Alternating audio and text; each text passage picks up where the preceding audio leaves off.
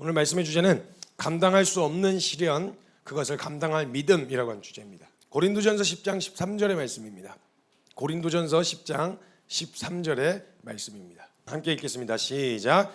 사람이 감당할 시험 밖에는 너희가 당한 것이 없나니 오직 하나님은 미쁘사 너희가 감당하지 못할 시험 당함을 허락하지 아니하시고 시험 당할 즈음에 또한 피할 길을 내사 너희로 능히 감당하게 하시느니라. 아멘. 여러분, 우리가 시련과 여러 가지 환난과 어려움을 봉착했을 때요, 제일 먼저 하셔야 될 일은 뭐냐면 이게 자초한 시련인지 하나님이 허락하신 시련인지는 구분을 좀 하셔야 됩니다. 안 그러면 이게 하나님으로부터 온 시련이라고 생각하고 막 이제 이게 원망이 하나님께로 향하는데, 사실 분별하고 보면 하나님을 경외함으로 피해갈 수도 있었던 시련이었던 경우가 많아요. 그래서 우리에게 닥친 환난이 하나님이 나를 시험하시고 시련을 통해서 날 세우시려고 하시는 하나님으로부터 온 것인지, 아니면 내가 하나님 경외함을 놓쳐서 또 하나님 앞에 말씀을 놓쳐서 내가 자초해서 벌어진 시련인지, 요게 분별이 되어지지 않으면 해결 방법이 다른 방향으로 가게 됩니다. 가령 이런 거예요. 다윗의 인구조사를 통해 얻게 되어진 여러 가지 환난들이 있었습니다. 이거는 당하지 않아도 될 환난이었죠. 이건 자초한 시련입니다. 분명히 하나님을 경외함으로 다윗이 마음을 놓치지 않고 있었더라면 하나님이 허락하신 것들과 이루신 게 다 하나님이 하신 거니까 자기가 굳이 조사해서 내가 이룬 것들, 내가 성취한 것들을 굳이 드러내지 않아도 충분히 누릴 수 있는 거 다 누리고 있었던 거였어요. 근데 수치로 보고 싶었던 거야. 내가 이룬 게, 내가 이룬 업적을. 그 마음 하나 잃어버리면 사울하고 별반 다를 게 없어지기 때문에 하나님은 다윗의 인구조사를 허락하지 않으셨어요. 그러니까 하나님 앞에 경외함을 엎어졌더라면, 그 마음을 놓치지 않았더라면 언제든 엎어졌을 거 아니에요. 하나님, 이거 다 주님으로부터 온 겁니다. 이거 다른 게 아니고요. 제가 어떻게 살 수 있었겠어요? 주님이 허락하셔서 여기까지 올 수 있었죠. 이 마음을 가지고 있었더라면 하나님 경외함을 인구조사 안 했겠죠. 근데 그 마음을 딱 놓치는 순간 인구조사를 했다는 그 행위 때문에 징계나 질책을 하신 게 아니라 그 마음을 잃어버리는 것이 행위로 드러났기 때문에 그런 거예요. 그 마음이 하나님으로부터 온 것이 아니라 나도 좀 뭔가 한 게 있어, 이런 생각. 그래서 하나님이요, 다윗에게 성전 건축도 허락 안 하셨거든요. 물론 성경에는 그의 손에 피를 많이 묻혔다라고 하는 이유가 적혀 있지만요, 그 뒤에 제가 한번 나누기도 했었지만 뒤에 성전 건축하겠다던 다윗에게 해주신 말씀을 보면 단순히 손에 피를 많이 묻혀서 자격이 없어서 허락하지 않으신 게 아니었어요. 너무 기뻐하셨어요. 다윗이 왕이 되고 나서 제일 가슴 아파했던 게, 나는 백향목궁에 거하고 이렇게 편안하고 안락하게 있는데, 아니 우리 하나님이 어떻게 성막 같은 데서, 천막에서, 이건 말이 안 된다. 주님이 거하실 곳을 내가 건축하고 싶습니다. 나단 선지자에게 이야기했더니 나단도 기뻐했어요. 너무 선한 마음이니까. 그래서 나단이 너무 좋아하면서, 와, 너무 좋은 생각이에요. 야, 역시 사울하고 다르네. 야, 이래갖고 이제 너무 좋아해가지고, 알겠습니다. 그러나 허락은 받아야 되니까 가서 제가 여쭤보고 알려드리겠습니다 해가지고 가서 기도를 했는데, 아주 단호하게 안 된다. 그러면서 가서 전해주라고 한 이야기가, 내가 언제 너한테 성전 건축해달라 그랬냐? 난 그런 거 바라지 않는다. 네가 나를 경외하고 네 마음이 나를 떠나지 않기를 바라는 거지, 난 그런 거 바라는 거 아니야 하시면서 이야기해 주신 모든 내용들을 보면 하나님이 일방적으로 주시겠다 그러세요. 내가 너를 나의 자녀로 삼고 너의 집에서 내가 영원히 떠나지 않으며 내 영원히 너의 복을 주어가지고 너희 대대로 이 영광스러운 그리스도의 은혜의 족보에 널 참여시켜주겠다, 이런 주겠다는 이야기를 계속 하시는 거예요. 이 말은 뭐냐? 다윗이 또 내가 뭔가 이렇게 해드린 것으로, 하나님을 위해서 뭔가 해드린 것으로 만족해서, 나 이런 거 있어, 이게 의의가 될까봐, 아니야, 넌 그냥 받은 은혜로 살아. 넌 그냥 도망자였을 때부터 왕이 된 지금까지 도망자로서 그냥 받은 은혜밖에 없는, 항상 빚진 마음 가지고 그 안에서 살아. 그리고 그 역할을 감당해. 그래서 그렇게 해서 허락을 안 하신 거예요. 그래서 저와 여러분이 지난 시간 동안에 넘어지고 깨지고 어려웠었던 그 모든 시간들이 있잖아요. 이거 죄책감으로 미안해서 하잖아요. 그러면 행동을 바꾸고 태도를 바꾸잖아요. 그럼 나중에 내가 어지간히 다 갚았다 싶으면 다시 원래대로 돌아갑니다. 그래서 죄책감으로 사시면 안 되고요, 빚진 마음으로 사셔야 돼요. 빚진 마음. 이거 진짜 중요한 겁니다. 내가 하나님 앞에서 넘어졌는데, 내가 깨졌는데, 내가 이렇게 했었는데, 나 전에 이랬었는데, 나 같으면 그래, 나 이런 거 당해도 싸. 이게 어떤 의미로서는 맞는데요. 그 죄책감에 의한 건 내가 어지간히 선한 행위로 이렇게 비율적으로 따졌을 때 내가 저지른 것보다 내가 더 선한 일을 많이 했다는 비율로 높아지잖아요. 그럼 내가 다 갚았다고 정산했다는 생각이 들어서 내가 뭐 갚았는데도 이 은혜가 안 돼요 이제는. 그래서 항상 그걸 갚으려고 하는 것보다는 빚진 마음으로 사셔야 됩니다. 그래서 다윗에게 항상 이 빚진 마음을 허락하셔서 죽을 때까지 이 빚진 마음을 놓치지 않게 하시고 싶으셨어요. 그런데 다윗이 너무 승승장구했던 거죠. 그러다 보니까 그 이룬 업적에 내 노력은 없어? 나도 고단했는데? 나도 피곤했는데? 내가 이룬 업적도 있지 하면서 조사한 그 인구 조사가 조사 자체가 문제가 아니라 그거 뭐가 문제예요? 민수기에는 하나님 명령하셨잖아요. 직접 세라고. 근데 따지고 보면 조사한 것 자체가 무슨 큰 죄악이겠냐고요. 근데 그게 마음을 잃어버린 자에게서 나왔던 반응 중에 하나, 가장 중요한, 다윗에게 있었으면 했었던 가장 중요한 것 중에 하나가 마음이었는데 그 마음을 잃어버렸을 때 나타나는 행위가 인구조사를 통해 나타나니까 크게 책망하시면서 하나님이 허락하시는 심판과 징계들이 있었단 말이죠. 이 시련은 안 했으면 피해갈 수 있었잖아요. 근데 지가 해가지고 자초한 거잖아요. 이건 자초한 겁니다. 근데 내 의도와 내가 한 것과 상관없이 자초하진 않았는데 이해할 수 없는 환난과 시련이 닥칠 때가 있단 말이죠. 이때가 이제 보통 어려워져요. 예를 들면 욥과 같은 상황입니다. 이땐 욥이 자초한 건 아니에요. 그냥 뭔가 마음을 떠났거나 잃어버려서는 아니에요. 물론 주님이 그 모든 사건을 통해서 욥에게 하고 싶으신 말씀이 있으셔서 그에게 결국은 하나님의 은혜로 말씀을 해주시긴 하셨지만 욥이 뭔가 잘못했거나 실수해서 벌어진 일이 아니었어요. 그러니까 욥도 혼란스럽잖아요. 가끔 환란이 찾아올 때 이거 분별 안 하면요 욥의 새 친구들처럼 돼요. 왜냐하면 대체적으로 닥친 환란들이 뭐에 잘못한 것에 대한 징계로만 이해를 하면 지금 욥의 상황은 뭐라고 설명할 거예요. 그러니까 욥의 친구들이 와서 너 분명 뭐 잘못한 거 있어. 너 그거 뭐가 잘못됐다니까. 그러니까 이런 일이 벌어진 거야. 그러니까 욥은 억울해 죽겠는 거죠. 아니라니까. 내 마음으로도 그런 생각을 해본 적이 없어. 아니라고. 이런 생각들을 갖게 되어지는 거예요. 근데 사실 그걸 통해서 먼저는 하나님이 세상 어둠의 주관자들 가운데 정말 하나님을 경외하는 사람을 증명해 보이셨고요. 그 과정을 통해서 욥 안에 있었던 그냥 편안하고 안락할 때는 절대 드러나지 않았던 욥 가운데 있었던 의를 드러내시기도 하셨단 말이죠. 그러니까 이렇게 하나님이 직접 하시기 위해서 그 마음 가운데 의를 드러내시거나 아니면 그냥은 스스로 볼 수 없는 상황 가운데서 보게 하시기 위해서 때로는 환난과 시련을 허락하실 때도 있고요. 때로는 그냥 자초한 것에 대한 징계를 통해 다시는 시겁해가지고 다시는 그 자리에 서게 안 하시려고 허락하시는 시련도 있단 말입니다. 그래서 이걸 분별을 잘 하셔야 돼요. 그래서 하나님 경외하고 말씀 앞에 엎어지면 닥치지 않아도 될, 맞이하지 않아도 될 환난과 시련을 피해갈 수 있는 그 지혜를 갖고 계셔야 됩니다.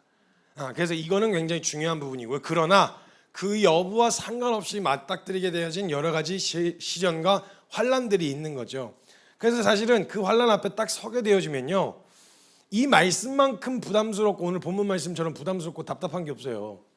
감당할 만큼 주신다면서요. 아니 감당할 만큼 주신다면서요. 이런 생각이 찾아 들어오는, 그리고 감당하게 해주신다면서요. 감당하게 해주신다면서 이런 생각이 찾아 들어오게 하는 말씀이잖아요. 이 말씀 굉장히 많은 논쟁, 말을 전하는, 저도 이걸 준비하면서 본문 말씀 딱 고른 순간 와 이번 말씀 어렵겠다. 저도 왜냐하면 다양한 상황 가운데 놓여 있고 저도 말문이 턱 막히는 상황 가운데 놓여 있는 사람들이 상담을 하려고 뭐 메시지를 보내고 이러잖아요. 들으면요, 야 뭐라고 얘기해 줘야 되지? 뭐라고, 진짜 하나님 살아계신 거에 대한 확실한 믿음 없으면요, 이 은혜가 내 인생 통틀어서 가장 붙들어야 할 가장 중요한 가치라는 확신이 없으면요 해줄 말이 없어요. 뭘 해줘야 돼. 자, 말이 턱 막혀요. 그래서 새 친구들이 보다가 요 꼬라지 보고 와 처음에 할 말이 없어갖고 그냥 같이 울었어요. 이걸 뭐 어떻게 해야 되니 이걸. 이런 상황들이 처하게 되어진단 말이죠. 그러니까 야, 전 진짜 말문이 턱턱 막히는 여러 가지 그 상황에 놓여 있는 사람들이 있거든요. 제가 이거는 그냥 한번 이제 뭐 이름을 얘기하는 건 아니니까 제가 제일 난감했었던, 제가 제일 난감하고 어떻게 해야 됩니까? 하나님 앞에 실제로 기도를 따로 했었던 상담 그 자가 있었어요. 꽤 오래전인데 DM이 이만큼 온 거예요. 그 메시지가. 그래서 봤더니 선생님 저 좀 살려주십시오 그러는 거예요. 대체적으로는 다 살려달라 그래요. 그래서 물에 안 빠졌는데도 살려달라 그런 사람도 있고 그걸 걸러내기가 참 쉽지가 않은데 일단 대체적으로 다 살려달라 그래요. 살려달라고 연락이 오는데 그 상황은 제가 봐도 뭐라도 조치를 취해야 되는 거 아닌가 하는 상황이었어요. 먼저는 이제 어머니는 도망가셨고 아버지하고 여동생하고 자매였어요. 자기하고 살고 있는데 지속적으로 아버지로부터 성폭행을 당하는 거예요. 지속적으로. 그래서 뭐라고 써놨냐면 확 죽여버리고 싶대요. 확 죽여버리고 싶은데 죽이고 자기가 들어가면 내 동생은 어떡하냐는 거예요. 그래서 죽이지는 못하겠대요. 그럼 자기가 감당했는데 자기도 미칠 것 같고 그리고 내가 이거 못 해먹겠다 하고 내가 도망을 가면 내 여동생한테 똑같은 짓을 할까봐 도망도 못 가고 데리고 도망가도 얼마 안 가 붙잡힐까봐 이거 어떻게 해야 되겠냐요. 야 그거 보는데요. 야 막 그 놈은 그 아빠라는 인간 그게 아빠예요 그게? 짐승이지? 야 이거 솔직한 말로 그 뭔만도 못한 이거 확 갖다 그냥 그냥 목을 돌려버리든지 막 하고 싶은 마음이 좀 거칠지만 하고 싶은 마음이 드는데 제가 어떻게 해줄 수 있는 방법이 없는 거예요. 해줄 수 있는 방법이. 그때 진짜 저에게 나 진짜 주님의 은혜와 그런 상황에 놓여 있는 사람에게도 복음은 복음이라고 이야기할 수 있는가를 점검해 볼 수 있는 기회였어요. 그때 하나님의 은혜, 예수 그리스도의 은혜. 그때 용서하라고 할 수 있겠어요? 용납하라고 말할 수 있겠냐고요. 진짜 하나님 살아계신 거 믿는 거 아니라면 기도해라. 이거 현실적으로 뭔가 조치를 취해야 되잖아요. 근데 저에게 진짜 그게 실제인가를 점검할 수 있는 그 시간이었었어요. 와, 뭐가 안 나오더라고요. 진짜 대안이. 근데 어제 그런 과정을 겪었었단 말이죠. 그러니까 딱 들어보면요, 해결해 줄 수도 없고 뭘 어떻게 해석이 안 되는 여러 가지 그 시련과 환란을 딱 놓여져 있는데 그 사람에게 이 말씀 전해주면 뭐라고 생각하겠어요? 하나님이 감당하지 못할 시련 안 주신다.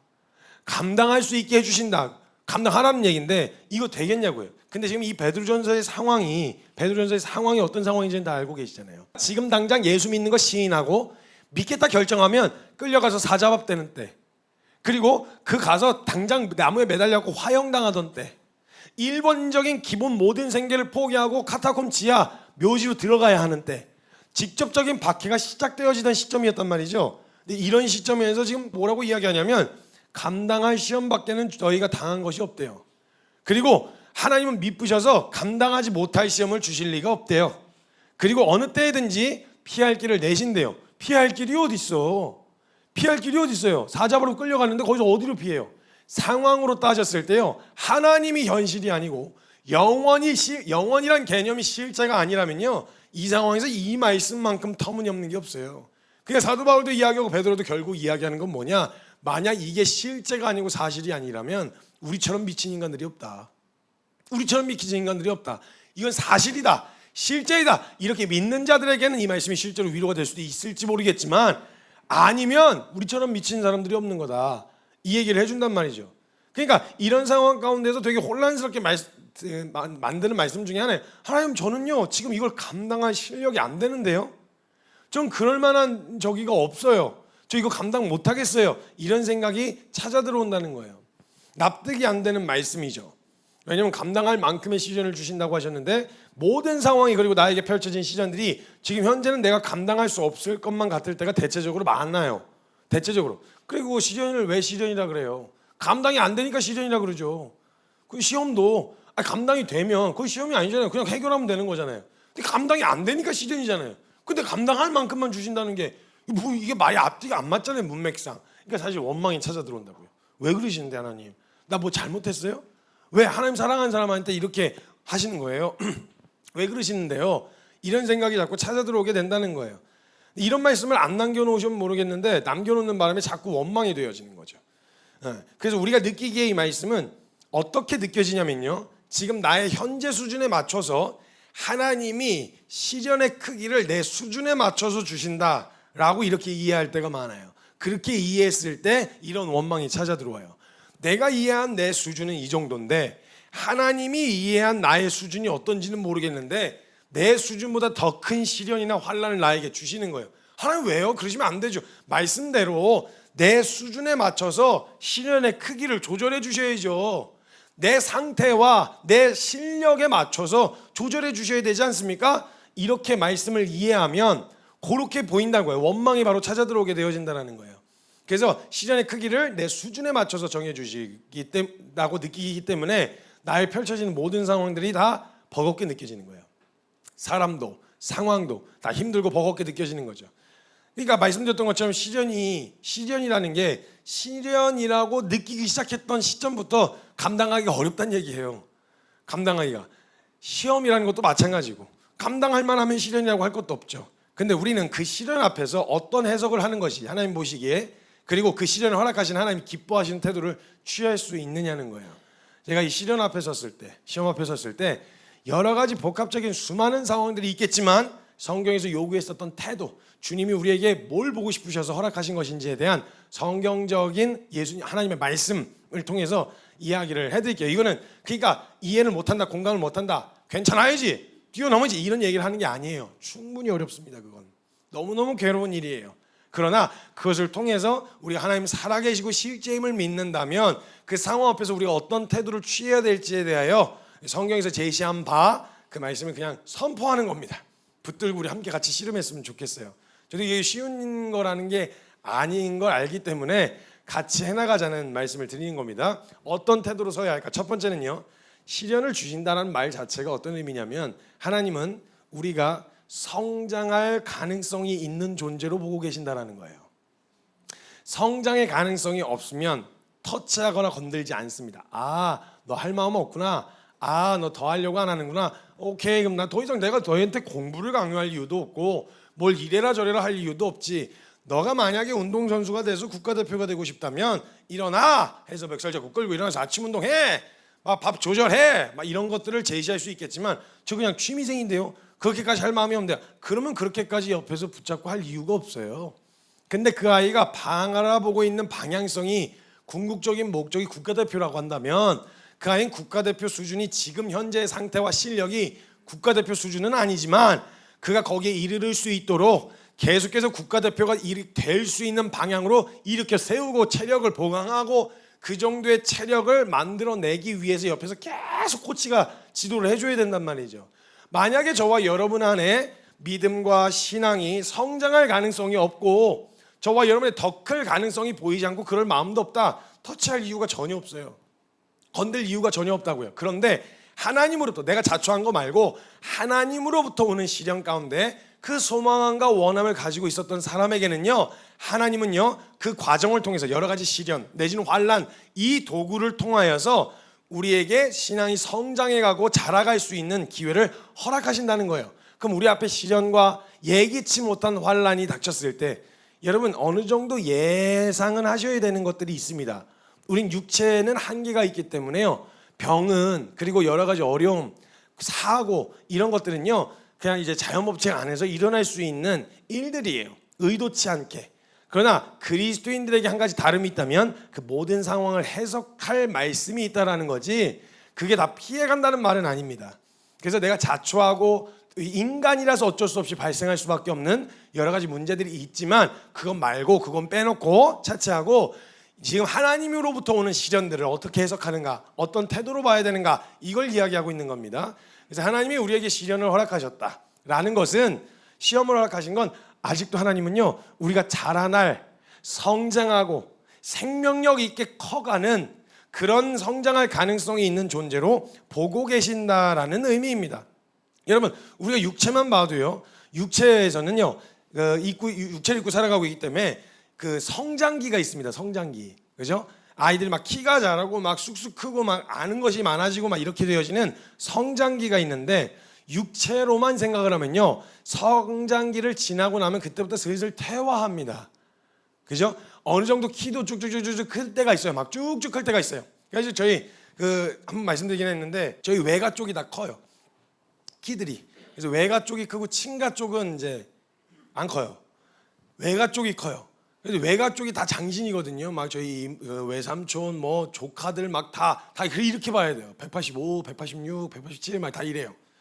그래서 저희 어머니는 확신하신 게, 저희 형님도 이제 183, 184 이렇게 컸으니까 너도 무조건 클 거다 그래가지고 교복을 갖다가 중학교 1학년에 들어갔는데 넌 무조건 180 넘는다고 해서 교복 마이를 갖다 3번 접어야 되는 크기를 이 마이를 이거 3번을 접어야 되고 바지를 3번 접어야 되는 크기를 해주셨단 말이에요. 안 컸어요. 그래서 제가 줄였어요. 그냥 제 손으로. 중학교 3학년 때 제가 줄였어요. 그래가지고 아니 성장기라는 게 있단 말이에요. 근데 어느 정도 일정 수준까지 크면요, 이건 뭐 유전도 여러 가지 환경적 요인, 영양소나 이런 걸 섭취해야 되니까 환경적 요인도 있는데요. 대부분의 유전과 환경적 요인으로 인해서 결정이 되고요. 그 다음에 어느 정도 크고 나면 키 같은 경우는 이게 퇴화되죠. 점점점 작아집니다. 그래서 이게 근력이나 여러 가지 모든 것도 마찬가지예요. 그래서 이제 조금 이제 불혹의 나이라고 하는 시기가 지나가고 나면 몸이 예전 같지가 않다 뭐 이런 얘기가 많이 나오잖아요. 나도 옛날에는 막 밤새고 그 다음날 한번 딱 자고 일어나면 그냥 괜찮아졌는데 밤새면 한 달이 힘들어. 한 달 동안 죽어서 아주 그냥 안돼 못 놀아 이렇게 되어지는 많이 나오는 것처럼 육체로 이해하게 되면 성장에는 한계가 있습니다. 그리고 슬슬 퇴화하는 거죠. 그리고 그 성장 그 이상 어느 정도 성장하고 나면요, 그 이해함을 가지고 있으면 더 이상 성장하려고 안 해요.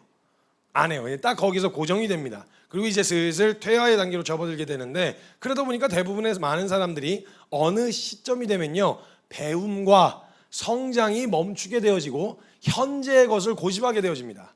왜냐면 이게 편안하니까 이대로 생각하는 게. 왜냐하면 배움, 지식의 성장, 그 다음에 근육의 성장, 키의 성장은 이제 그 시기가 있지만 여러 가지 영역들이 성장과 발전하게 되어질 때는 반드시 고통이 동반되거든요.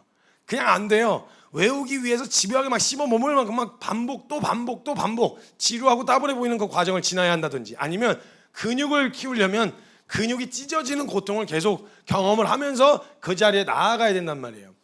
그렇기 때문에 어느 정도 시간이 지나면 배움과 성장이 멈추고 현재의 것을 고집하게 되어지고 새로운 배움을 자꾸 꺼리게 되어지는 거죠. 그리고 일정 나이에 이르게 되어지면요, 더 이상은 이제 나를 지도해주거나 가르치는 사람들이 사라져요. 없어지게 되어져요. 누구도 나를 지도하려거나 가르치려고 잘 안 해요. 왜냐면 뭐 윗사람이 없으니까. 이제 시간이 점점 지나고 나면 윗사람이 없어지는 거예요. 내 위가 없어지니까. 그래서 육체적으로 보아도 그렇지만 이게 믿음의 영역에서 자꾸 적용되어지는 거예요. 교훈과 성경적 지식이 어느 일정 수준에 이르게 되어지면 가르치는 위치에 있게 되어져요. 전달하고 누군가를 지도하고 가르치는 위치에 있다 보니까 새로운 배움을 얻기가 쉽지가 않고요. 누구도 날 지도하거나 가르치려고도 잘 하지 않아요. 가르치고 있는 사람들에게는.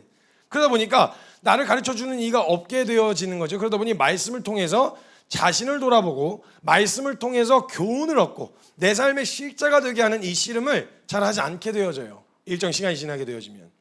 그래서 제가 제일 경계하는 게, 사실 훈련시키고 또 사람들 이렇게 훈련시킬 때 제일 경계하는 게 고인물 되지 마라. 아주 꼬장해가지고 고인물 되지 마라. 이걸 제가 항상 이야기하거든요. 왜냐하면 이게 중요한 게 뭐냐면, 육체는요, 유한에서 일정 시기가 지나면 점점 퇴화되는 건 자연의 이치입니다. 이건 뭐 누가 막을 수 있는 게 아니에요. 근데 우리 신앙에다가 이걸 적용하면 안 된다라는 거예요. 배움에는 시기가 있고 그 배움의 영역이 지나면 가르치는 자가 되어서 그 다음엔 더 이상 뭐 배우거나 안 배우거나 이런 게 있지 않아도 된다, 이런 생각을 육체에 적용되어지는 걸 우리 신앙에 적용하면 안 된다는 거예요. 왜냐하면 우리가 믿으려고 하는 분이 누구시죠? 하나님이세요. 하나님은 어떠한 분이세요? 영원하신 분이세요. 그분을 알아가는데 필요한 시간은 영원이에요. 그러면 우리가 믿는 내용은 뭐예요? 복음이에요. 그리고 하나님의 말씀이에요. 그 복음과 말씀은 영원하다 그랬어요. 성경 보세요. 베드로전서 1장 23절에서 24절에 너희가 거듭난 것은 썩어지 씨로 된 게 아니고 썩지 아니할 씨로 된 것이니 살아있고 항상 있는 하나님의 말씀으로 되었느니라. 그러므로 모든 육체는 풀과 같고 그 모든 영광은 풀의 꽃과 같으니 풀은 마르고 꽃은 떨어지되 오직 주의 말씀은 세세토록 있도다 하였으니 너희에게 전한 복음이 곧 이 말씀이니라. 영원한 다른 것 다 지나가고 육체는 퇴화되어지는 게 자연의 이치이지만 말씀은 그렇지 않다는 거예요. 그럼 그 말씀을 붙들고 있는 우리가 믿는 믿음의 내용인 말씀을 붙드는 우리의 믿음은 계속 자라가야죠. 계속 자라야 된단 말이에요. 그분을 믿는 우리의 믿음과 믿음의 내용이 되는 하나님과 또 하나님의 말씀, 그리고 복음이 영원하다면 우리의 믿음은 계속 자라갈 수밖에 없고 하나님의 말씀을 알아가는 지식 역시 계속 자라갈 수밖에 없다는 거예요. 베드로후서 3장 18절에 보면요, 오직 우리 주 곧 구주 예수 그리스도의 은혜와 그를 아는 지식에서 자라가라. 계속 자라가라. 영광이 이제와 영원한 날까지 그에게 있을지어다. 아멘. 여러분, 우리가 하나님의 말씀을 알아가고 그분을 아는 지식은요, 자라갈 수밖에 없어요. 어느 지점까지 가서 알았다, 마스터했다 라고 이야기할 수 있는 지점이 없다는 거예요. 적어도 우리의 신앙의 영역에 있어서는.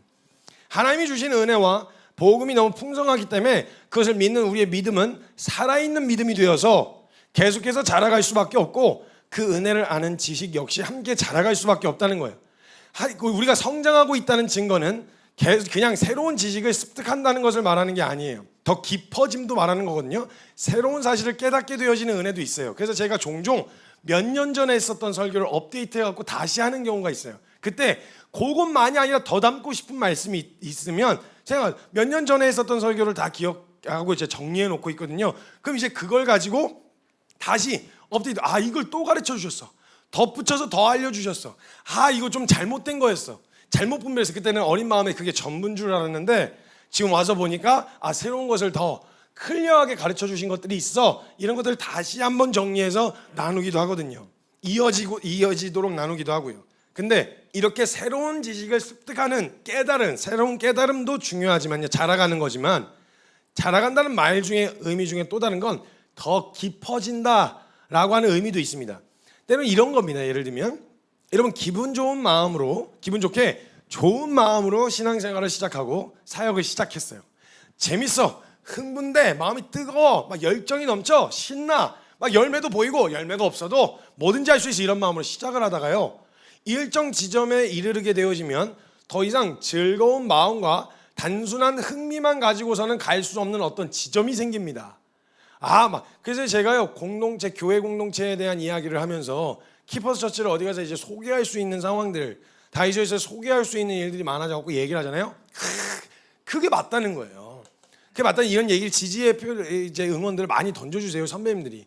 그러니까 그럼 이렇게 합시다라고 하면 그거는 조금 쉽지 않다. 그거 같이 사는 거, 그거는 조금 쉽지 않다. 이렇게 이야기가 되어지거든요. 그러니까 얘기가 되어지고 맞다고 하더라도 이거 실제로 살아내려고 하는 그 결정 안에서 살아 들어가다 보면 너무 좋아, 너무 맞아, 이런 결과가 나와요, 이런 열매가 맺혀요, 그럼 나도 할게, 이렇게 나와야 되는데, 알겠는 건 그런 열매가 있다고 하더라도 그 과정 중에 어떤 어려움이 있을지도 같이 예상이 되잖아요. 그러니까 선뜻 뛰어들기가 어려운 거죠. 그래서 아무리 재밌고 행복하고 즐겁지만 단순한 재미 내지는 흥분되는 마음, 될 만한 사역이라는 가능성만 보고 뛰어들어서 하기에는 어느 시점에 흥미를 잃어버리고 재미도 없고 치열하기만 하고 고단하기만 한 어떤 순간이 찾아오게 되어져요. 반드시, 사람이라면. 근데 이 상황에서 우리가 자꾸 해석할 때는 내 마음이 변질됐나 봐, 내가 첫사랑을 잃어버렸나 봐, 내가 마음을 놓쳤나 봐, 나 이거 부르심이 아닌가 봐, 이런 식으로 해석을 자꾸 하거든요. 근데 여러분, 만약에 하나님이 어떤 영역에서든 다 마찬가지인 건요, 그 영역의 프로가 되는 과정으로 들어가게 되면 임무는 재밌는데, 운동이 좋아, 축구가 재밌어 하고 막 친구들이 하루 종일 운동장에서 놀면서 축구만 업으로 하면서 살고 싶다 했는데 축구 선수가 되겠다고 들어가 보세요. 그 웃음 안 나오거든요. 웃음 안 나와요. 그러니까 어느 지점에 갔을 때는요, 더 깊어지고 이게 내 업이 되어지고, 그리고 이걸 삶으로 살기로 결정한 어떤 지점에 이르면 재밌어서만은 더 이상 갈 수 없는 지점이 오게 되어진단 말이에요. 근데 사람들 그때 자꾸 내가 마음을 잃어버렸다고 해석하는데, 그때 찾아오던 그 고민 앞에서 해석하기를 더 깊어질 기회인 거예요. 그 의미가, 내가 가고 있는 길, 내가 가고 있는 이 일들이 처음에는 재밌어서 한 이유가 반반이었어요. 좋은 일이기도 하면서 재밌기도 하고 흥미가 있으니까. 근데 흥미는 사라졌어. 그럼 단순 좋은 일이라고만 해서 갈 수 있느냐? 내가 어떤 마음과 어떤 부르심으로 지금 이 길을 가고 있는가? 내가 이걸 계속 유지할 수 있는가? 그 원동력이, 새로운 동기가 필요하거든요. 재미 이외에 더 깊은 동기가. 그러니까 이 말은 뭐냐? 저와 여러분이 그 일을 맡아 섬기고 또 하게 해주신 그 모든 일 가운데서 하나님이 더 깊어질, 성장하게 해주시려고 허락하신 시간이라는 거예요. 그러니까 그 과정 안에서 어렵거나 단순히 흥미를 잃어버렸거나 감흥을 잃어버린 것이 문제라고 단정짓고, 이전에 갖고 있었던 처음에 그 느낌 왜 안 들지? 그거 막 재밌었던, 막 흥분되던, 그것만 해도 막 감격이 되던, 왜 이런 느낌 안 찾아 들어오지? 그럴 때로 돌아가야 되는데 이럴 때가 아니라는 거예요. 이미 나의 믿음과 아는 지식이 더 깊은 곳으로 나아가기 위한 준비 단계라는 거예요. 그런 걸로는 이제 날 만족 못 시켜요. 재미로는 날 만족 못 시킨다고. 흥미로는 이제 더 못 가요. 내가 깊어져서 더 큰 가치를 발견해야 되고 더 큰 은혜를 추구하고 사모해야 되는 믿음의 영적 부피가 늘어난 거예요. 그러니까 성장했기 때문에 이전에 짜잘짜잘한 거가 아니라, 물론 그건 감사할 수 있는데 그런 감흥에 의해서 움직이는 사람이 된 게 아니라 정확한 가치, 옳다고 하는 거, 이게 확실한 것이 우리에게 나타나야 된다는 거죠. 그러니까 우리의 믿음의 상태가 성장하려고 하는 준비 단계에 들어갔다 이거예요. 번데기에 들어가는 것처럼, 애벌레가 번데기 들어가 있는 것처럼 이거 깨고 나는데 뭔가 딱딱해, 갇혀있는 것 같아. 뭐지? 뭔가 해결이 안 돼. 그럼 다시 애벌레로 돌아가는 게 아니고요, 깨고 나와야 되는 거예요, 그걸. 그래서 이때를 골칠 때, 깊어질 때라는 것을 보시면 되어진 거예요. 더 깊은 은혜를 갈망하는 마음으로 해석해도 된다는 거예요. 그러니까 그런 마음이 찾아 들어오셨다 어느 지점에 왔을 때, 그럼 지금 내가 더 깊은 은혜, 더 큰 은혜를 갈망하고 있구나, 이것을 이제 알고 그렇게 해석하셔도 된다는 거예요. 이전의 단순 흥미와 감정만으로는 더 갈 수 없는 성장을 준비하고 기다리고 있는 상태라는 거죠. 이때는 더 깊은 은혜를 소망하셔야 돼요. 그래서 뛰어드셔야 돼요. 더 깊은 은혜, 안 그러면 거기에 딱 정착해. 여기서 성장이 멈춰요. 여기서 끝이구나. 그러면 이게 계속 반복되잖아요. 좀 신선하고 새로운 거 보니까 또 흥미가 생겨서 시작하다가 어느 지점 되면 아니다. 또 그럼 새로운 흥미를 찾아요. 왜냐면 그 자극을 기다리는 거거든요. 아니에요. 그때는 더 깊은 은혜를 주시기 위한, 이전의 흥미로만은 갈 수 없는 더 깊은 은혜를 소망하는 단계가 된 거기 때문에 더 큰, 더 깊은 은혜를 찾아야지 그 비슷한 흥미를 가져다 줄 또 다른 것을 찾으면 안 된다는 거죠. 그때는 하나님께서 성장하게 하시기 위해서 여전히 성장할 가능성이 있는 자들을 자라게 하시기 위해서 허락하신 도구가 바로 시련입니다. 시련. 가만히 보면 말씀드렸던 것처럼 근육이 자라고 지식이 자라고 마음이 넓혀지고 하는 이 모든 과정에는 희한하게 고통이 동반됩니다. 그냥 돼도 될 텐데, 그냥 되도록 하게 해줬을 때도 되는데, 아이들도 뼈가 막 늘어날 때 막 성장통이라 그러죠. 성장통. 그리고 막 안 하다, 운동 안 하다 갑자기 막 알배기죠. 그 다음에 이제 지식하면 막 머리에 쥐나죠. 막 공부를 하기 시작하면, 안 하던 공부를 하기 시작하면 막 머리에 쥐나요. 새로운 지식을 습득하려고 그러면. 그러니까 이렇게 자라가고 넓혀지고 길어지는 모든 과정에는 치열한 고통 내지는 싸움이 동반되어져요. 절대 그냥 가만히 편안한 상태로 내버려 두서는 절대 자라지 않아요. 그 과정이 꼭 필요해요. 막 뜯고 나와야 하는, 애를 써서 힘써서 탈출해야 하는, 막 그걸 탈피해야 되는, 그리고 막 찢어내야 되는 이런 고통이 항상 희한하게 성장에는 동반이 되더라고요. 그러다 보니 육체는 일정 시간이 지나면 성장을 멈춘다지만 보이지 않는 영역인 지식, 내면, 성품, 인격 같은 경우는요, 치열한 사람 만나야 인품과 성품이 자라요. 그죠? 진짜 이 인간 진짜 와. 그러다가 처음에는 이게 만약에 잘 맞는 사람이 있으면 그냥 재밌게 놀면 되잖아요. 같이 놀고 신나게 놀고 하는데, 내 성품과 인격, 내가 컨트롤하고 이 감정대로 반응하지 않고 내 성품에 주님, 주님 참 진짜 신실하셔. 진짜 저런 인간 어떻게 골라서 붙여주셨지? 이런 생각이 막 찾아들면서, 주님이 진짜 딱 그냥 배필이야. 그냥 딱 정말 배필이야. 어떻게 이렇게 딱 정말 그냥 로또야. 그냥 맞는 게 하나도 없어.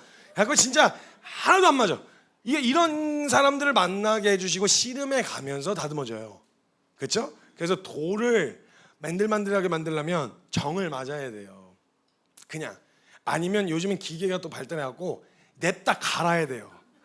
냅다 갈아야 된단 말이에요. 그 과정 없이 자연적으로 발생한, 그게 그 원석 자체가 잘못되거나 모자르다는 건 아니에요. 너무 그것 자체로도 너무 아름다운 원석인 건 맞아요. 근데 그것을 가공하는 작업, 자라게 하시는 과정에선 반드시 고통이 동반되어지기 때문에 불가피하게 하나님은 우리를 여전히 너 계속 자랄 수 있어. 너의 생각, 너의 마음, 너의 신앙, 너의 믿음, 이전에 그냥 초등학교 때 배웠던 성경적 지식을 가지고 그걸 간신히 유지하면서 작년에 이르기까지 머물러 있는, 그러니까 가끔 보잖아요. 그러면 어느 정도 성경을 강제적으로 읽을 수밖에 없던 시기인 미성년자일 때 배웠던 성경적 지식이 거의 끝이에요. 거의 거기서 머물러 있고 그걸로 간신히 유지하면서 사는 거예요. 그래서 이제 성경에 대해서 막 들으면 그러니까 애매모호하게 뭔가 이렇게 겹치는 것도 있죠. 그러니까 딱 떨어지게 알고 있는 게 아니라 이스기야? 이스기야? 애들이 야자 돌림이야? 막 예레미야? 막 이사야? 막 다 야야 그래? 뭐 얘는 뭐야? 어디서 나왔어? 근데 자주 들어본 사건에 대해서는 너무 잘 알고 계시는데 그 외에 성경이 여러 차례 여러 상황을 통해서 검증해 준 하나님의 말씀들을 총체적으로 알아야 확신이 생기잖아요.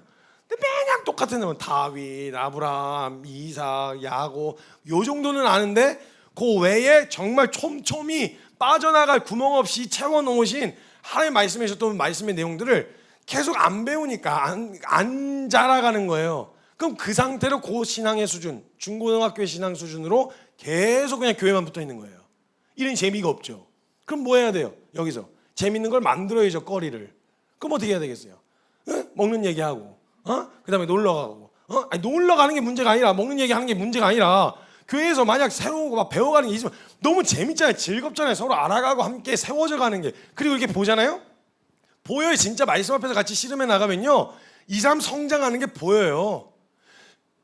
여기 앞에 서 있는 사람들 제가 옆에서 계속 지금 몇 년간 계속 살면서 제가 아마도 같이 지내는 환경으로 봤을 때 부모님보다 이렇게 더 많이 볼 수 있을까 싶을 정도로 같이 그냥 부대껴서 살잖아요. 평상시에 뭐 중간에 학교라도 보내놓고 학원이라도 보내놓고 뭐 대학교라도 보내놓는데 내내 그냥 살아야 되거든요. 내내. 근데 제일 감사한 게 뭐냐면 잘하는 게 보여요.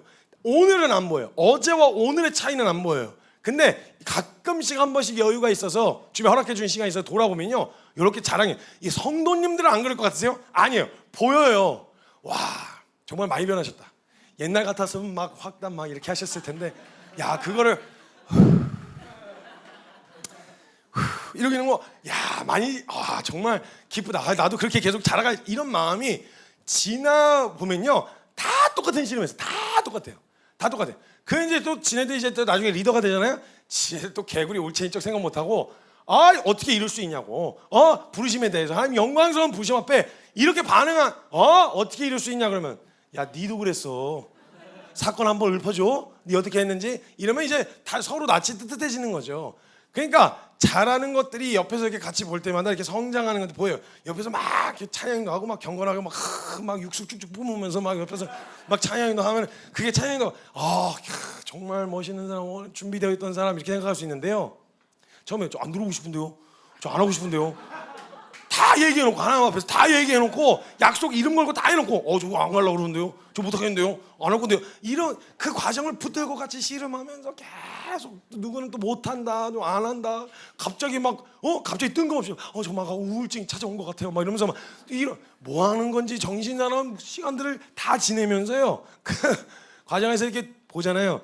이제는 제가 했었던 이야기들을 이제는 그냥 탁탁 제가 뭔 얘기를 할지를 알아듣고 그 일을 이미 자기 스스로도 씨름해 보려고 몸부림치는 단계로 이렇게 성장해 가고 있는 거죠. 말하면 이제 알아듣는. 저도 그걸 통해서 배우고 그 과정을 보내면서 잘하는 게 보여요. 더디고 오늘 당장 그 열매가 나왔으면 좋겠지만 그게 아니더라도 어제와 오늘의 차이는 별로 안 나고 오늘의 내일의 차이는 안 날 수 있지만 시간이 지날수록 그 갭이 자라남이 보이게 되어지는 거예요. 그래서 공동체가 함께 묶여서 지속적으로 같이 만나고 같이 교제하는 건 서로가 서로의 자라남을 언젠가는 목격하게 되니까 지금 오늘과 내일 차이는 안 보이더라도 자라남이 보이게 되어지니까 그런 과정을 통해서 깎이고 다듬어지고 세워져 간다는 거예요. 그러니까 주님은 우리 그런 것들을 허락하신 이유는 뭐냐? 그 과정을 통해서 우리가 여전히 자라날 수 있는 가능성이 있는 존재라고 여기시기 때문에 주님 만약 얘는 안 되겠다 못 써먹겠다 이러면 주님 포기하셨겠죠. 터치 안 하세요.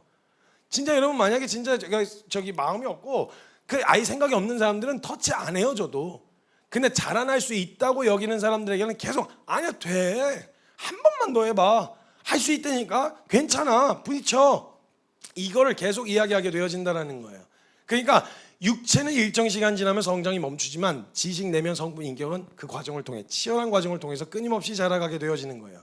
그래서 그런 사람 허락하셨으면 주님이 나를 성장시키고 싶으신가 보다. 나를 하나님이 그래서 제가 항상 힘들지만 항상 고백하는 게 뭐냐면 어떤 어려움이 찾아들어왔을 때 제가 늘 말씀드리잖아요. 치열할 때만큼 많이 배울 때가 없었다고. 진짜 그게 싫긴 한데요. 조금 편안하면 불안해져요. 뭐가 또 이제 기다리고 있나? 뭐가 이렇게 또 주님이 이제 어느 정도 단계가 되면 그 상황들이 익숙해져가지고 이게 웬만한 거 갖고는 이게 별로 크게 당황도 안 하거든요. 옛날에는 막 한 명 막 표정 변하면 막 표정 변해서 어떡하지? 막 쟤 뭐 나간다 그러는 거 아니야? 막 안절부절하고 막 전전긍긍했었거든요. 근데 그런 일들이 벌어질 수 있는 수많은 상황들을 경험하다 보니까요, 그 정도는 별로 크게 일어날 수 있는 일이요. 막 다른 사람들이 막 당황해할 때, 사람 사는데 그런 일 없겠냐? 뭐 당황할 일이요. 뭐 하나님 돌아가셨어? 가면 되지 뭘 그걸 당황을 해. 니네가 호들갑 떨면 어떡해. 리더십들 막 그런 거 막 호들갑 떨면 혼나거든요. 니네가 호들갑 떨면 어떻게 중심을 잡고 있어야 될 사람들이 네 방에 가서 호들갑을 떨어도 애들 앞에서 리딩 해야 되는 사람들 앞에서 네가 호들갑 떨고 막 불안해하고 이러면 그 사람들 동일하게 불안함이 전염되니까 그 앞에서 하지 말고 네 방에 들어가서 해. 불안한 걸 그게 보여주면 안 된다고 이제 이러면서 이제 지도를 해주고 알려주죠. 그래갖고 저 사무실에 들어가고 이제 이러고 있는데 어찌됐건 그 이전의 것으로는 이제 크게 자극이 안 되는데 이제는 이제 스케일이 좀 커진 거예요. 고민의 스케일이.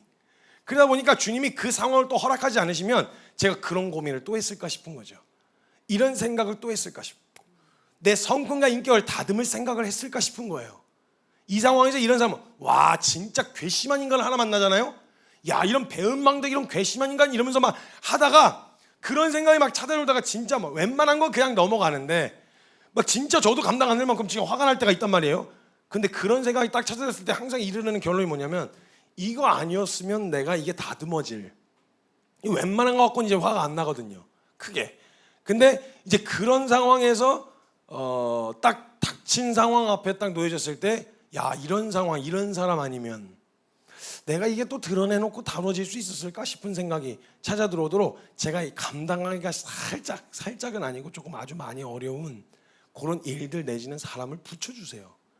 우리 성장할 수 있는 가능성이 있는 존재로 주님이 보고 계신다라는 거예요. 그러니까 여러분 자꾸 건드시는 거예요. 잘할 수 있어. 자라갈 수 있어. 성장할 수 있어. 이 씨름을 허락하신 이유가 거기 있는 거예요.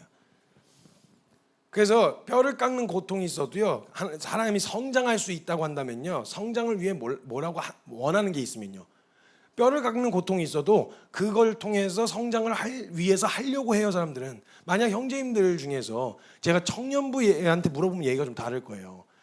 근데 젊은 형제들 중에서 너 키를 한 10cm 내지는 4cm에서 한 10cm 정도 더 클 수 있는 방법이 있다.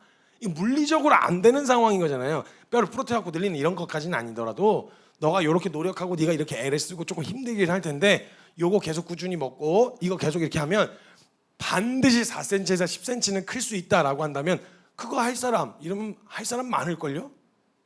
그건 물리적으로 성장이 안 되기 때문에 포기한 거지만 된다 그러면은 뭐라도 할게요.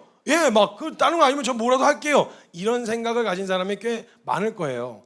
저라도 만약에 한 5cm 더 큰다 그러면은 할 것 같아요. 뭐라도. 뭐 제가 176인데 80은 애매한 거예요. 애매한 거. 그래가지고 이거 더 클 수 있으면 좋겠다 뭐 이런 생각이 있어가지고 하면 저게 뭐 욕심이라고 할 수도 있겠지만 그래도 저 크고 싶은 생각이 있거든요. 뭐라도 할 것 같은 거죠. 진짜 원함이 있고 성장의 가능성이 있다면 하려고 한단 말이에요. 사람들은. 그러면 우리의 믿음 분명 성장의 가능성이 있어요. 왜냐하면 그분을 믿는 믿음, 하나님을 믿는 믿음이기 때문에 그분을 향한 믿음은 자라갈 수 있단 말이에요. 그럼 우리는 얼마나 우리의 믿음이 성장하기를 원하고 있냐는 거예요. 저와 여러분 안에 이 정도면 됐다. 더 이상 난 잘할 필요가 없다. 그럼 아무리 허락하셔도 그냥 피해만 가지. 이거 실은 허락하셔도 슬쩍 아이고 잘할 뻔했다. 아이고 클 뻔했다. 이러면서 슬쩍슬쩍 피해가지 정면으로 맞닥뜨려서 내 믿음이 이것을 찢어지는 고통을 통해서 성장하기를 바라는 마음이 실제로 있느냐는 거예요. 오늘 신앙 정도면 오늘 하나님 믿는 정도면 만족하시겠어요? 더 잘하지 않으셔도 괜찮으시겠어요? 그게 아니라면 우리의 진짜 소망함으로 하나님 저 진짜 믿음 잘하고 싶어요. 하나님 믿는 믿음, 하나님을 아는 지식 저 자라가고 싶어요. 이런 마음으로 뛰어들지 않겠냐는 거죠. 한 번은 어떤 이제 녀석이 훈련을 받다가 제가 우리 이렇게 해보자 저렇게 해보자 빨리 하라는 게 아니라 우리 이 방향으로 꾸준히 가보자. 그래서 제가 어떤 부분적인 솔루션들을 주면서 요구를 했는데 그 요구가 너무 버겁다는 거예요.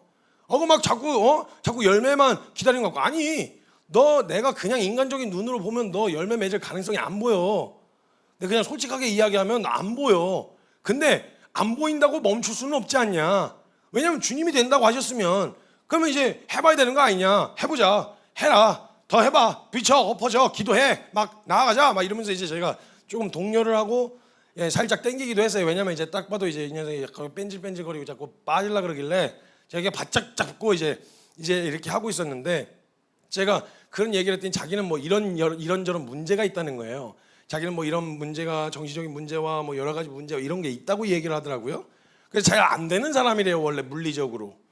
그래서 제가 얘기해 줬어요. 그래, 물리적으로 안 되는 게 분명히 있긴 있다. 그래, 맞아. 그게 오늘까지의 너다. 하나만 묻자. 오늘까지의 너가 내일의 너냐? 오늘까지의 너의 모습이 그 모습일 수도 있다. 근데 그게 내일의 너냐? 그렇게 단정 짓고 싶으냐? 내일도 오늘이길 바라냐?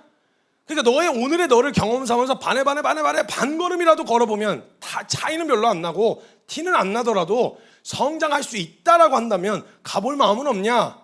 그럼 어떻게 해주자 내가? 그냥 내버려 둘까? 그래서 제가 딱 도전을 했어요. 다른 거 말고. 그럼 내가 오케이, 네가 오늘의 너가 앞으로의 너라고 네가 이야기한다면 나 더 이상 너한테 얘기 안 하마. 근데 만약에 너가 너 스스로 성장할 가능성, 나는 너를 성장할 가능성이 있는 대상으로 보고 이렇게 해보자. 오늘 당장 결과를 내라는 게 아니라 그 과정을 함께 걸어가자. 나아가자. 그게 또 계단처럼 자랄 때도 있거든요. 잘하는 거 없이 그냥 평평하게 가다가 갑자기 쑥 이렇게 크기도 하거든요. 그러니까 그 결론을 찍고 가든지 아니면 너 스스로 오늘의 너가 더 괴롭고 싶지 않아서 더 치열하고 싶지 않아서 그냥 거기 머물러 있을지 결정해라. 어떻게 해주랴. 그걸 물었었거든요.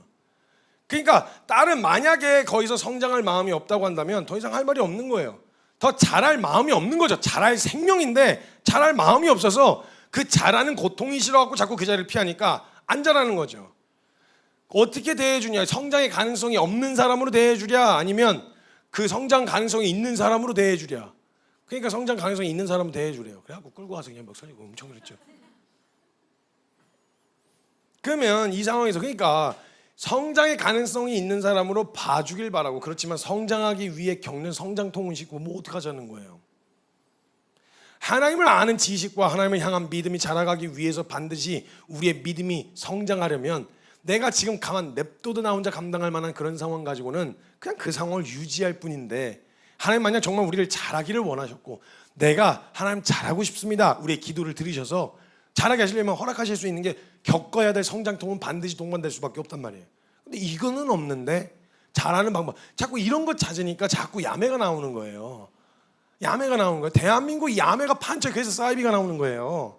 3개월 만에 영어 완전 정복 이런 거, 그런 게 어디 있어요? 3개월 갖고 완전 정복이 어떻게 돼요? 아무래도 안 되더만 완전 정복 안 돼요. 가서 살면서 막 못 알아듣고 완전 다시 애기가 된 것처럼 진짜 내 언어 습관을 뜯어 고치고 막 혀를 굴리고 막 향수병 걸려갖고 막 진짜 울며 막 김치 먹고 싶다 이러고 막 이런 과정을 통할 때 이게 습득이 되는 거 아시잖아요. 다 아시잖아요. 어느 3개월 만에 완전 좀 그런 거 없어요, 여러분.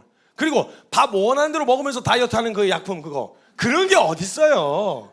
그런 게 다이어트 보조식품 그거, 운동하세요. 그냥 뛰어야 돼요. 그래가지고 그 고통이 없이 숨이 턱에까지 차는 고통이. 아니 그래서 저희가 이제 제가 운동을 계속 하게 되니까 러닝머신이랑 그 운동기구를 들여놨어요. 들여놔서 이제 지하에서 운동을 하는데 예약제거든요. 그래서 예약해서 이제 운동을 하는데 저희가 이제 사람이 많으니까 러닝머신 한 대가 있으니까 저희 20시부터 20시 30분까지 저 누구 예약합니다 이렇게 해서 이제 썼단 말이에요. 근데 거기서 쓰고 있는데 옆에 그 이제 자전거가 조그만 게 하나가 있어요. 그렇게 그냥 진짜 말 그대로 그냥 진짜 애기 자전거 그냥 세 바퀴 달린 그 자전거 타고 가는 약간 그런 느낌의 자전거가 하나 있어요. 어디서 주워왔는지 모르겠는데 아무튼 그게 하나 있었는데 거기에 어떤 자매가 앉아가지고 그것도 심지어 패딩까지 입었어요. 패딩까지 입고 눈 안 나 이러면서 하고 있는 거예요. 자전거를 핸드폰을 하면서. 그래서 제가 내려가서 운동할 준비를 하고 내려가서 이제 물이랑 이제 막 장갑이랑 이런 거 껴서 내려갔는데 보고 있는데 혼자서 이어폰 꽂고 눈 안 나 이러고 한 30분 하고 운동했다 이러고 올라간다는 거예요. 그래서 제가 보고 있다가 황당해갖고 너 뭐하냐 그랬더니 운동이래요. 그건 운동이 아니야. 그건 운동이 아니야. 그냥 숨 쉬다 올라간 거예요 그냥. 그거는 운동이 아니야. 운동이라는 건 이런 거야 하면서 이제 보여줬어요. 그래서 경사를 10까지 올려가지고 너 진짜 하다가 그게 운동이에요. 이래갖고 제가 옆에서 한 15분 봐줬거든요. 이게 운동이 아니까 그게 땀이 나니까 패딩 벗고 그게 운동이야. 그렇게 돼야 운동인 거야. 막 턱에 끝까지 차가지고 막 목이 아파 이런 것까지 가야 운동이야. 그러니까 그렇게는 운동하고 싶지 않으면서 건강하기는 바래요. 아니 이런 게 어딨냐고. 이거 원망할 주제가 아니죠. 왜 이렇게 막 서울대 들어갔는데 시험 문제를 이렇게 어렵게 만들어놨어요. 어려우니까 서울대지. 어려우니까. 그걸 갖다가 그걸 누굴 탓하겠냐고요. 너 성장하고 싶다면서, 믿음이 자라고 싶다면서, 주님을 향한 확신을 갖고 싶다면서, 그래서 허락해 주시려고 허락해 주셨는데 왜 이런 감당할 만큼만 주신다 그래놓고 왜 이러냐고. 이렇게 되어지는 거죠. 진짜 웃긴 게 뭔지 아세요? 저희 어머니하고 저희 아버지하고 맨날 싸우시는 주제가 뭐냐면, 싸움이 그러니까 막 이렇게 막 치고받고 싸우는 이런 게 아니라, 밥을 아예 안 먹겠다니까. 괜찮다고 해. 아예 한 숟갈만 더 드세요. 한 숟갈만. 아니야, 에헤, 나도 사람 돼지로 하나. 안 먹는다니까. 안 먹는다고. 알았어요 해서 밥그릇 옆에다 갖다 놓잖아요. 싹싹 긁어 드세요. 아는 거예요. 어머니는 알아요. 지금 이분의 그 위의 분량을. 그러니까 이걸 충분히 감당할 만한데 지금 내가 먹으면서 안 된다니까. 나 배부르다니까. 그만. 말 진짜 안 들어 참 그러면서 다 드세요. 그러니까 그 옆에서 지켜보면요 알아요. 이렇게 얼마만큼 감당할 수 있는지. 지금 이분 되게 맛있어서 엄청 먹고 있는 상태에선 더 먹을 수 있구나. 이런 걸 살아온 수십 년을 통해서 보고 안단 말이에요. 주님도 저와 여러분이 감당할 수 있는데, 될 수 있는데, 이걸 통해서 더 잘할 수 있는데, 늘어날 수 있는데, 좀 고통스러운 그거 하나예요. 좀이 아니고 많이 아플 수도 있지만 고통스럽다 그거 아니에요. 근데 그걸 지나게 되었어요. 반드시 하나님을 향한 아는 지식과 믿음은 잘할 수밖에 없다라는 거예요. 그걸 위해서 주님은 고통을 동반되는 시련을 허락하실 수밖에 없다 이거예요. 그래서 제가 항상 이야기하고 리더십들에게 항상 이야기할 때가, 훈련하는 것 중에 제일 많이 이야기하는 게 뭐냐, 어떤 사람에 대해서 권면하고 판단할 때에 그 사람이 보인 오늘까지의 모습이 내일의 모습이라고 단정 짓지 마라. 이거 그 사람의 성장을 멈추겠다고, 난 더 이상 성장할 가능성이 없는 사람으로 보겠다는 거거든요. 오늘까지의 모습이 그 사람의 내일의 모습이라고 단정 짓지 마라. 그가 스스로 마음을 닫지 않는 이상 우리가 먼저 그렇게 보면 안 된다. 성장할 가능성이 있는 존재로 보면 오늘까지를 경험 삼아 내일 일어날지 어떻게 하냐. 오늘까지를 경험 삼아 내일 걸을 수 있게 되어질지 어떻게 하냐. 그러니까 함부로 안 돼. 오늘까지가 이 사람 안 바뀔 거야 라고 하는 내일의 모습으로 평가하지 말아라. 이제 항상 이야기해요. 스스로 일어나지 않으면 도와줄 방법은 없어요. 근데 스스로 자라가려는 마음이 있고, 그리고 그 마음으로 작은 걸음이라도 옮기려고 한다면 이건 엄청난 은혜이고 성장의 가능성이 있는 존재이기 때문에 도와줄 수 있다는 거죠. 하나님께서 우리에게 시련을 허락하신 이유는 우리가 성장하고 싶은 마음이 있었다라는 거예요. 주 앞에 자라고 싶은 마음이, 자라나고 싶은 마음이 있었다라는 거예요. 그 마음을 받으시고 주님 우리에게 믿음이 자라날 기회를 주시고 보여주실 은혜 넓히시는데, 너무 좁아 터졌으니까 이게 사람을 품어내질 못하니까 이걸 찢어 넓혀 주시려고 허락하신 상황인데 이걸 그냥 넘어가 버리는 거예요. 하다가 헤비하니까 그냥 넘겨버리는 거예요. 이렇게 넘어가다 보면 그대로 시겁해갖고 나중에 그 자리에 안 찾아간다니까요. 할 생각을 잘 안 해요. 하나님께서 우리에게 시련을 허락하신 이유는 우리가 성장할 가능성이 있는 존재로 보고 여기고 계시기 때문이라는 거죠. 하나님 우리를 믿고 계시다 이 말이에요. 그런데 우리는 그 시련을 단지 오늘을 평가하는, 오늘의 나의 믿음을 평가하는 수단인 거죠. 이 시련? 난 이 시련을 감당할 믿음이 아니야. 이 정도는 괜찮은 것 같아. 내 믿음 괜찮은 것 같다. 이렇게 시련이라는 것 자체를 오늘의 내 믿음의 상태를 그냥 평가하는 틀 정도, 기준 정도로만 생각하는 거예요. 그 시련을 성장하려고 주신 도구로 보지 않고, 그럼 오늘 이건 내 믿음은 그 정도까지는 아니야. 이렇게 그냥 비교하고 평가하는 수단이라고만 생각하는 거죠. 그래서 오늘의 믿음으로 반응하려고 했기 때문에 버거웠던 거예요. 여러분, 오늘의 믿음으로 오늘 맞이한 그 시련을 대응하시거나 반응하시면 안 돼요. 그 시련을 대응하고 받아낼 수 있는 믿음이 되겠다는 방향성을 가지셔야지, 내가 오늘의 나의 믿음으로 그 시련을 해석하거나 평가해서는 안 된다는 거예요. 왜냐하면 주님이 그렇게 보시기 때문에 허락하신 일이니까. 그래서 나를 성장할 가능성이 있는 존재로 보신 하나님께서 날 자라게 하시고 깊어지게 하시려고 성장시키시기 위해서 허락하신 일이라는 거예요. 그래서 치열할 때만큼 진짜 은혜가 풍성할 때가 없어요. 공동체 이런 일이 저런 일이 생길수록 제가 항상 이야기하는 건 이런 문제 저런 문제 다 있을 일이에요. 근데 그런 일로 오히려 단단해져요. 방향 잘 잡으면 단단해지는 계기가 된단 말이에요. 저희는요 지금 배울, 이미 나이도 그렇고 배울 나이예요. 배울 나이이기 때문에 배우는 게 즐겁고요, 알아가는 기쁨이 있습니다. 근데 일정 시간이 지나도 배우고자 하는 마음이 있을까, 이게 제 안에 두려움이 있었어요. 제가 아무래도 말을 많이 하고 앞에 서고 가르치는 일들을 계속 하다 보니까 나 진짜 배움을 놓치지 않을 수 있을까? 그래서 항상 그분들 만나면 어떤 사역의 현장에 있는 사람을 만나면 저는 이 영역에 있어서 제가 계속 업으로 살아가는 사람이지만 다른 분야는 몰라요. 그래서 항상 그 다른 분야의 사람을 만나면 항상 깍듯이 인사를 합니다. 감사합니다. 아유, 네, 감사합니다. 아유, 너무 그거 어떻게 해야 되는 거예요? 아, 네, 그렇군요. 이걸 하려고 의도적으로 하려고 해요. 더 일부러. 근데 그래서 배움이 재밌긴 재밌어요. 알아가는 것도 발견하는 것도 그거 끝나고 나서 그 뒤에 뭘 깨달을 수 있을까 막 정리해 나가는 것도 큰 기쁨과 즐거움이 있는데 이 시간이 한참 지난 다음에도 계속 유지될 수 있을까 싶었는데 제가 평상시에 이렇게 자랑을 자주 하는 건 아닌데 제가 딱 하나 그거에 대한 확신을 얻게 되어진 것이 저희 아버지 때문이었어요.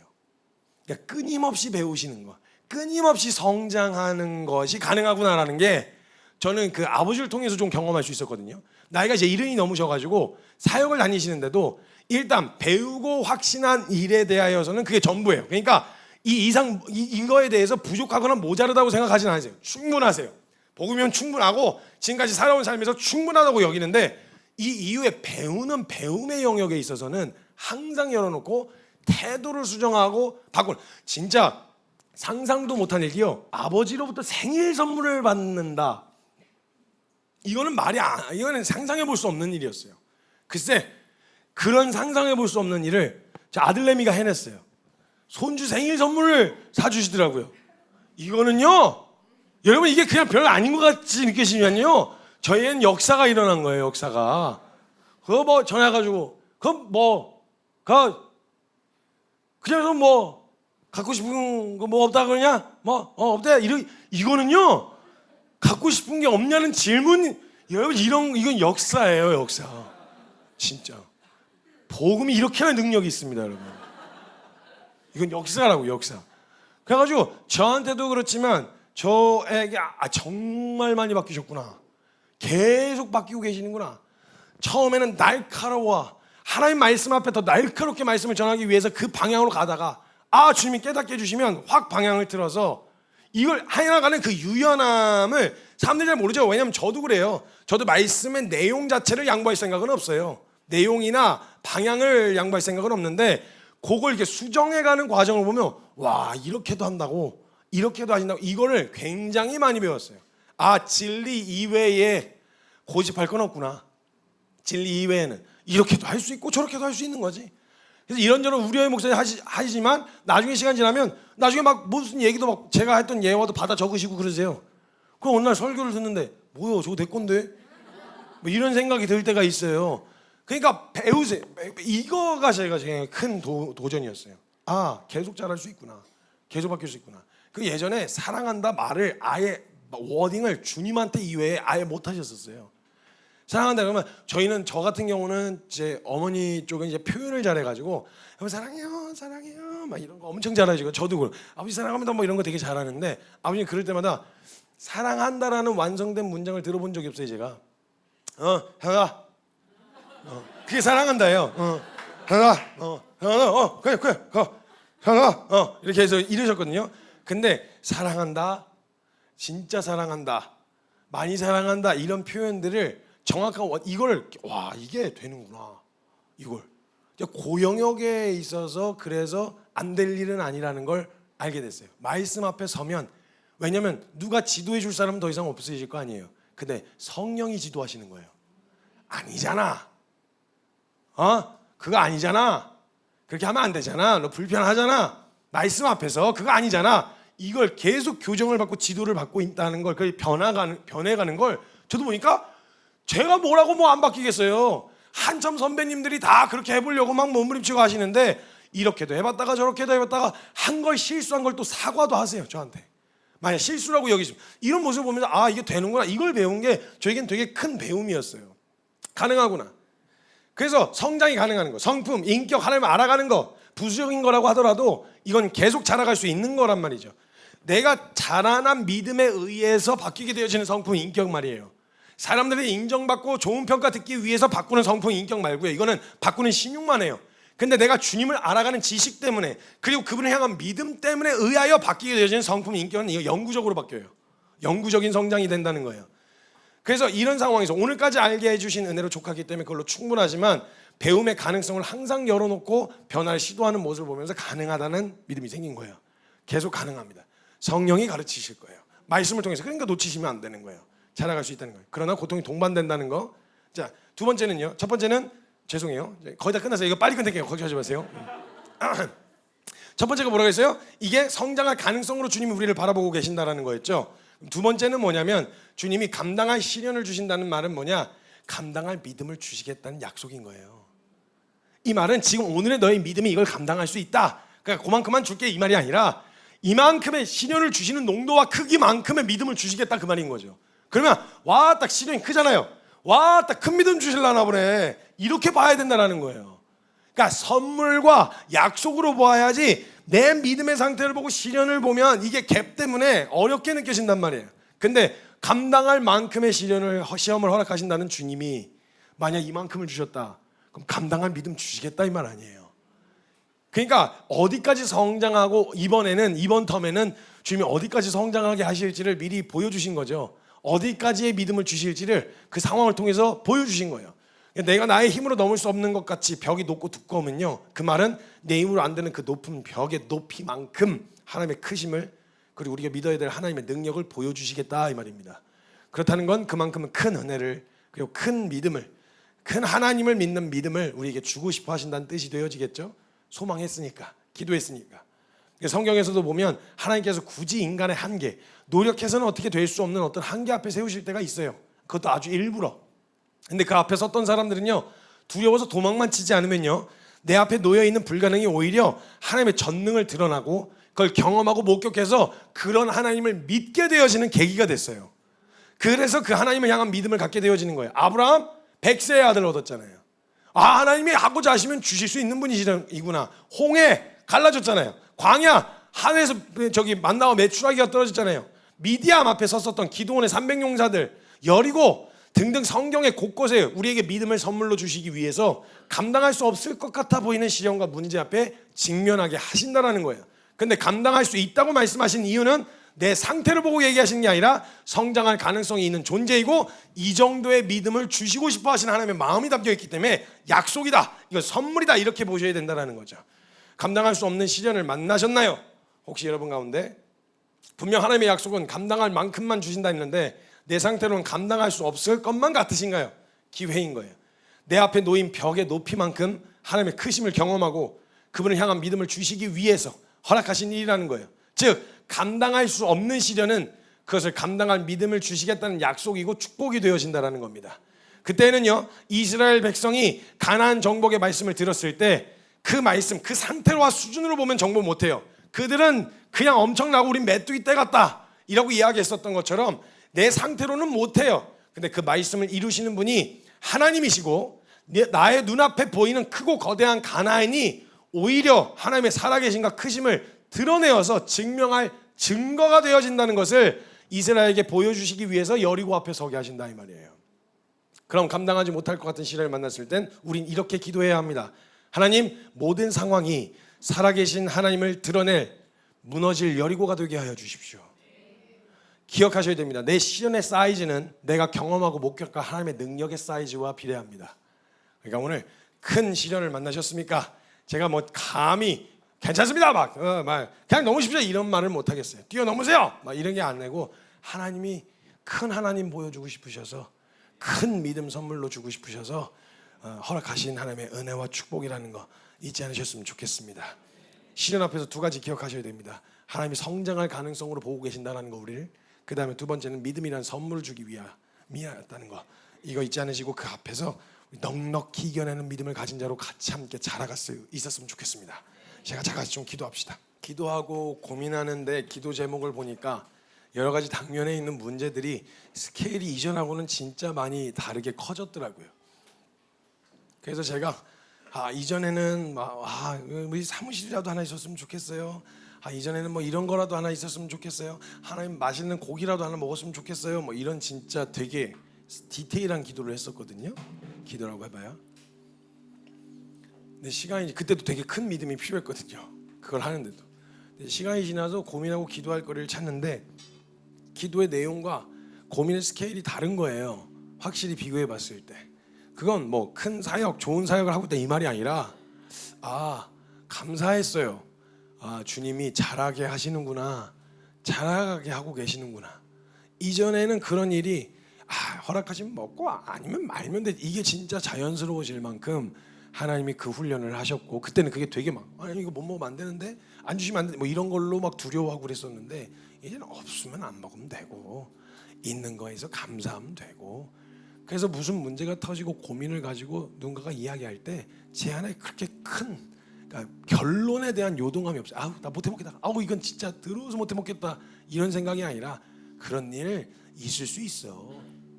그런 거 언제든지 사람 모여 사는 곳에 그런 일이 있을 수 있어. 그렇지만 우리가 붙들어야 될 게 뭐야? 이 상황에서 우리가 해야 될 건 뭐야? 하나님 신뢰해야지. 하나님 살아계셔. 이게 그냥 웬만한 주제 앞에서는 그냥 이 고백이 그냥 자연스럽게 나올 정도로.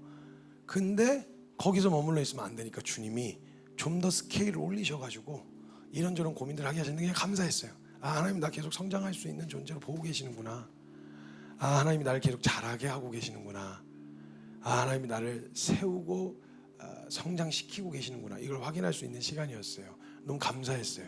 우리 오늘의 믿음에 만족하진 맙시다. 오늘까지 주신 은혜는 충분해요. 근데 우리 그분을 믿는 우리의 믿음이 오늘의 믿음에 만족하지 않으셨으면 좋겠어요. 하나님도 그렇게 안 보세요. 영원하신 하나님을 믿는 그 믿음이 영혼 가운데 같이 자라가야 되는 거예요. 육체를 입고 있는 동안에는 끊임없이 성장해야 되는 거예요. 성령이 지도하시고 가르치시고 일깨우시고 직책하시고 책망하실 거예요. 그럴 때마다 배우고 확신한 일에 거하게 되어지는 이런 그 은혜, 우리 그 성장을 우리 함께 같이 목격하는 공동체면 얼마나 행복할까요? 같이 자라면 와 옛날 같았으면 글쎄 야 이렇게 반응했을 텐데 야 진짜 많이 주님 말씀 앞에서 정말 많이 성장하셨네요. 야 정말 진짜 하나님, 야 주님 진짜 살아계시네요. 이걸 같이 고백할 수 있는 공동체가 되면 너무 기쁠 것 같아요. 우리가 같이 기도할 때요, 하나님 저의 믿음 없음을 먼저는 용서하여 주시고, 하나님 나를 들여다보지 않고 내 수준과 내 상태를 들여다보지 않고 나를 계속 자라게 하실 우리 하나님, 성령 하나님, 나를 지도하시고 가르쳐 주십시오. 그리고 근육통이 있고 성장통이 있겠지만 하나님 이 좁아터진 심령에 사람을 품을 수 없고 담아낼 수 없으면 이 좁아터진 심령을 찢어 넓혀 주셔서 그 마음 가운데 하나님 사랑이 채워지게 하시고 사람을 품어낼 수 있도록 우리 마음을 넓혀 주십시오. 우리 믿음의 기도로 나아갈 때 우리 사랑하는 주님의 이름 간절하게 한번 크게 부르시고 통성으로 기도하며 나아갑니다. 주여